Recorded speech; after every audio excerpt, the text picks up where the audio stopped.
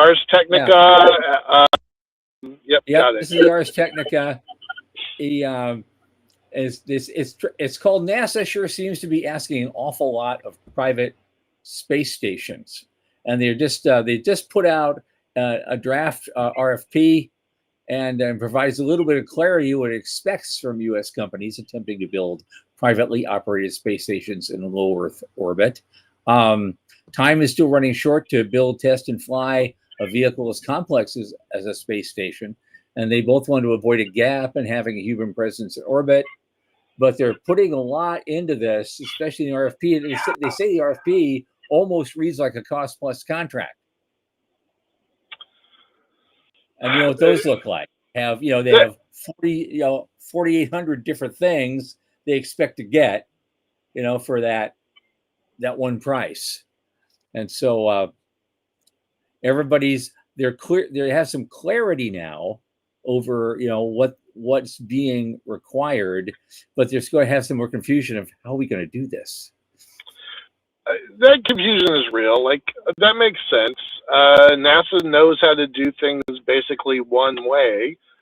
And up until, what was it, just 6 weeks ago, probably 6 weeks ago, they were committed to doing the thing themselves. NASA was committed to doing it themselves. And so they just moved away from that core module requirement.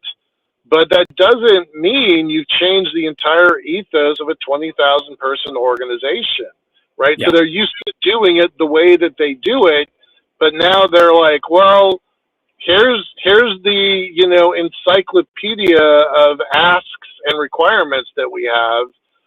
Good luck. And I don't know. I feel like that's kind of destined to fail. I'm a little worried about that. That was the gist of the conversation I had with Buzz Aldrin 20 years ago. He called me at home. I asked me how we could change the culture at ULA, who's the launch contractor at the time, the shuttle contractor at the time, and change the culture so we could do more interesting things with the shuttle architecture. Because he had this vision of taking a lot of smaller craft and launching a bunch of them all at once, and they'd be all private tourists. They'd all come back on their own, which is like nuts. But cool. I basically had to tell him, and it's true today still, the culture of any company, any contractor, any corporation is only as good as your customer. What your customer is demanding. If your customer is demanding a certain rigid set of ideals, then that's what your culture is going to turn out to be, because you're producing that particular product to order. Yep. So, yep. And that here we are again. Here we go again. I think people have an awful lot of high expectations around Jared Isaacman, but reminding everybody he's just one guy. Yep. And,